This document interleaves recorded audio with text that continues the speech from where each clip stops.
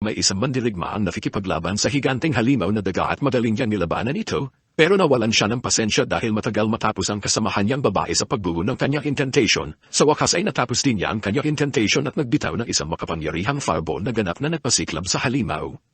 Pagkatapos nito ay tinawag na mandirigma ang basuriro ng kanilang grupo at dito makikita na si Ian iyon. Sinubukan ni Ian na sabihin sa lalaki na hindi basuriro ang pangalan niya kaso nadapa siya at pinagtawanan siya ng mga kasamahan niya dahil sa pagiging inutil. Sabi ng mangkukulam na dapat maawa na lang sila kay Ian dahil ang basuriro ay hindi kabilang sa mataas na antas ng trabaho gaya nila. Sa halip isa siyang mababang uri lamang at humingi ng paumanhin si Ian dahil sa kanyang pagkadapa. Sinisisi ang bigat ng lahat ng dala niya kaso sinigawan siya ng mandirigmang si Zoid na magmadali at suriin ang halimaw. Ang trabaho ni Ian ay ang pagiging appraiser na isang mababang uri ng trabaho sa mundong ito. Sa mundong ito ang Diyosa ng liwanag ang nagbibigay ng trabaho sa pagsilan ng isang tao at ang Diyosa ng kadiliman ang nagbibigay ng kakayahan sa pamamagitan ng pagsasanay. May tatlong antas ng trabaho sa mundong ito. Ang pinakamataas ay ang bihirang uri na kinabibilangan ng mga mayayamang mga ngalakal at mga magagaling na militar. Ang gitnang antas naman ay binubuo ng mga mandirigma at mangkukulam. Iba pa maaaring umaban na tulad ng mga kasamahan ni Ian na sina Zoid at Jolene. Ang pinakamababa ay ang mga mababang uri tulad ng mga magsasaka at tagapagsuri gaya ni Ian at sa kaso ni Ian ay maaga niyang nawala ang kanyang mga magulang kaya hindi niya na ipagpatuloy ang kanilang negosyo. Dahil dito ay pinili niya maging isang adventurer na nangangarap yumaman kaso hindi naging ayon sa plano ang lahat. Ginamit ni Ian ang kanyang kakayahan at nalaman na ang halimaw ay may pinakamababang antas ng rarity at ito ay F-rank. Pero ang ngipin nito ay may D-rank at hindi maalis ni Ian ang ngipin kaya humingi siya ng tulong kay Zoid subalit hininsalto siya nito at sinabing hindi siya kailanman hahawak ng maruming daga. Sinabihan siya ni Jolene na ang paghawak ng basura ay trabaho ng isang basuriro at pinukwal pa ni Zoid si Ian ng bato at mas lalong nainis nang tumingin na masama si Ian sa kanya. Tinadyakan siya ni Zoid at pinalalahanan ni Jolene na pinoprotektahan nila siya, kaya dapat siyang magpasalamat. Walang magawa si Ian kundi humingi ng paumanhin at alam niyang hindi patas ang mundong ito, kaya't nagpatuloy na lang siya sa trabaho at habang ginagawa niya ang kanyang trabaho ay patuloy siyang iniinsulto ng kanyang mga kasama. Nandidiri si Jolene sa ginagawa niya at hindi sila makapaniwala kung gaano kasagwang trabaho ang appraisal. Halos hindi nila kayanin panugurin si Ian na kailangang ipasok ang kanyang kamay sa bibig ng daga at walang magawa si Ian kundi sumang-ayon sa kanila dahil ang tanging alam niyang gawin ay maghanap at magkuha ng mga materyales mula sa mga halimaw. Para bang naghahalongkat siya sa tambak ng basura at pinagdagan pa ni Zoid ang kanyang paghihinsalto. Sinasabi na ang dahilan lang kung bakit kasama si Ian sa kanilang grupo ay dahil ayaw ni Zoid na maglagay ng mga nakakadiring bahagi ng halimaw sa kanyang mahiwagang bag. Tinawag nila muli si Ian na tagapulot ng basura at sinabihan siyang bilisan upang makapagpatuloy sila sa kanilang misyon. Ginawa ni Ian ang sinabi nila dahil wala siyang ibang magawa kundi magtiis at ang tanging paraan para mabuhay siya sa mundong ito ay gawin ang kanyang trabaho at ito ang paghahalongkat sa basura. Hilang sandali pa ay hindi makapaniwala si Zoid sa kanilang swerte na makita nila ang bangkay ng isang hellhound. Pinapapunta ni Zoid ang tagapulot ng basura para maghanap ng mga bahagi nito kaso nagalangan si Ian at ayon sa impormasyon mula sa guild, hindi dapat naruroon ang ganitong uri ng halimaw sa dungeon na ito. Siyempre sinabihan lang siya ni Zoid na gawin ang kanyang trabaho, pinag-usapan pa ng dalawang walang pakialam na kasamahan kung ano ang gagawin nila sa pera mula sa mga bahagi ng hellhound. Nalaman ni Ian sa kanyang pagsusuri na ang mga bahagi ng hellhound ay may B-rarity. Kaya't sinimulan niyang kunin ang mga ito at kahit padaano ito kadiri para sa kanya ay bigla na lang napansin ni Zoid na may isa pang hellhound sa malapit, kaya tuwang-tuwa niyang sinabihan si Ian na gawin din iyon at nagulat si Ian sa takot dahil mas matalino siya kaysa kay Zoid at napansin niyang may kakaiba. Ayon sa mapa mula sa guild ay dapat ay may iisang pasilyo lamang doon at hindi pinansin ni Zoe ang kanyang sinabi. Sinasabing mali lang ang mapa kaso iniisip ni Ian na isa itong napakadelikado na senyales at iginiit niya umalis na sila. Wala namang pakialam si Zoe sa opinyon niya at sinabihan si Ian na umalis na lang mag-isa kung ayaw niya. Naiinis na si Zoe sa pagkontra ni Ian kaya binabantaan niya itong tatanggalin sa grupo kung hindi susunod at sinabi pa ni Zoe na hindi niya babayaran si Ian para sa kanyang trabaho at binigyan siya ng isang huling pagkakataon para magbago ng isip. Nasa napakahirap na sitwasyon si Ian dahil kaunti lang ang mga grupo na tatanggap ng isang tulad niya na may trabaho na walang halaga. Ang pagiging bahagi ng grupo ni Zoe ang tanging paraan para mabuhay siya kaya't wala siyang nagawa kundi sumunod. Galit na galit si Ian ngunit alam niyang hindi patas ang buhay at ilang sandali pa ay lalo pang natuwa si Zoe na makakita sila ng maraming patay na hellhounds. Kaso lalo namang nagalala si Ian at iniisip kung ano ang posibleng nakapatay sa mga mataas na antas na halimaw na ito. Kung ibang mga adventurer ang pumatay sa kanila ay dapat sana ay kinuha na nila ang mga materyales mula sa mga bangkay. Hindi interesado si Zoe na gamitin ang kanyang utak ngunit si Ian ay natakot na makita niya na may ilang buhay na hellhound na biglang lumitaw. Sa wakas ay napagtanto ng mga kasamahan niyang mapangasal na nasa malaking panganib sila. Napagpasyahan ni Ian na ang mga hellhound ay tila nagagawan lamang ng pagkain kaya naroon ang buong grupo ng mga halimaw. Nag-alinlangan si Jolene kung kaya nilang talunin ang kahit isa sa mga halimaw na ito, kaya napagdesisyonan nilang tumakbo na lang kaso parang imposible rin ang pagtakas at doon na nagkaroon si Zoe na masamang plano. Sa kanya masamang intensyon sinabi niya kay Jolene na gamitin ang isang paralyzing spell kay Ian at natakot si Ian kaso pumayag si Jolene, humingi siya ng paumanhin kay Ian at sinasabing hindi pa siya handa mamatay. Ginamit niya ang spell at pinaparalisa ang ating bida.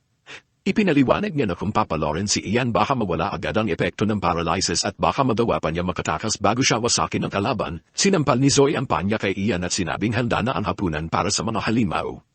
Walang nagawa si Ian kundi harapin ang takot habang nagpapaalam ang kanyang mga kasamahan at iniwan siyang mag-isa. Halos hindi niya mabigkas ang mga salita habang nagmamakaawa ng tulong. Kasuli na ang lahat at tumagsa ang mga hellhound kay Ian at sinimulang lapain siya. Sa kabutihang palad dahil sa matinding sakit ay nawala ang epekto ng paralysis at nakuha ni Ian ang lakas na ipagtanggulan sarili. Habang naghahagis siya ng kanyang bag na laglag ang lahat ng mansanas na dala niya at pansamantala nitong inabala ang mga halimaw na nagbigay sa kanya ng sapat na oras para makatakas.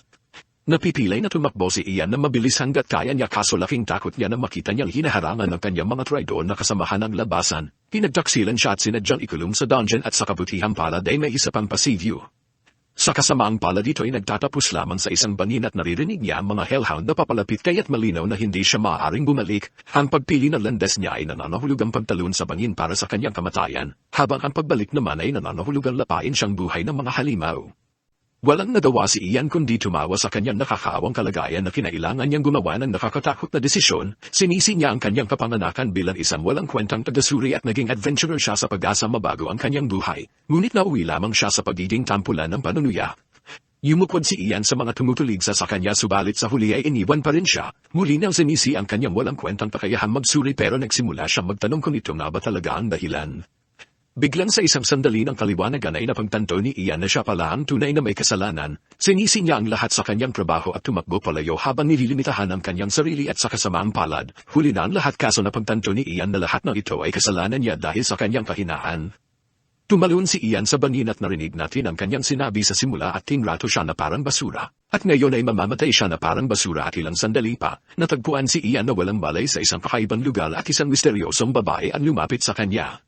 Hinalikan siya nito sa noo at nagising siya pagkatapos ng ilang saglit at gulat na gulat si Ian nang malaman niyang buhay pa siya at ang lahat ng kanyang sugat ay gumaling. Muling napahanga siya nang makita ang isang napakalaking puno na napapalibutan ng mga higanteng pader ng tubig. Ginamit niya ang kanyang kakayahan sa pansusuri sa isang patak na nahulog mula sa puno. Labis na nagulat si Ian sa resulta ng pansusuri at ang patak ay nagmula sa World Tree.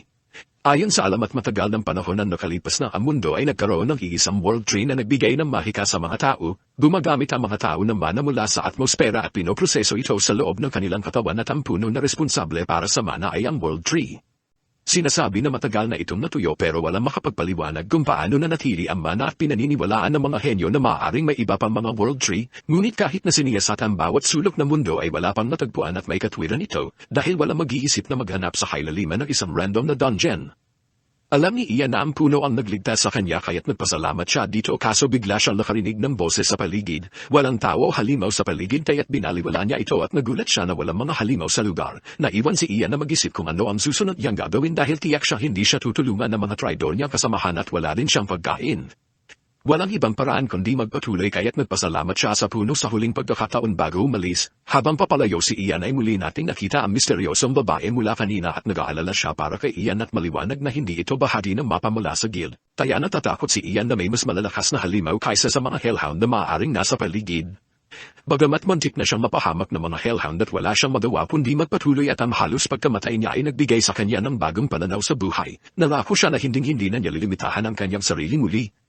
Hawak ang isang bato bilang sandata ay nagpatuloy si Ian sa paglalakad sa dungeon at nagulat siya na walang halimaw sa paligid. Bagamat nakakagaan ang loob ito at ang tanging natitira na lang ay hanapin ang daan palabas, ngunit sa kasamang palad ay nagsisimula pa lang ang bamungot. Isang nilalang ang biglang tumaga sa kanyang tainga na nagdulot ng matinding sakit at pilit niyang kinuha ang kanyang tainga. Pero nasugatan muli siya at naputol ang ilan niyang daliri at ginamit ni Ian ang kanyang appraisal skill upang malaman ang tungkol sa umatake sa kanya, at laking gulat niya nang matuklasan na ito ay isang Ezra Gremlin. Agad siyang nilapastangan ng halimaw at naalala ni Ian na kahit kaya niyang malaman ang antas ng kanyang kalaban, hindi ibig sabihin ay kaya niya itong harapin at sinubukan ni Ian na tumakas pero nasa kamay siya ng halimaw. Papalapit na ang gremlin upang tapusin ang kanyang buhay kaso nagulat si Ian nang bigla itong tumigil at nagsimula manginig sa takot. Agad na nilamon ng takot si Ian nang makita niya ang S-rank gremlin ay lubos na dinurog at laking gulat niya nang makita ang isang S-rank death bell na biglang lumitaw. Ang mabangis na hayop ay agad na sumugod at sinira ang mukha ni Ian at nawasak ang isa niyang mata.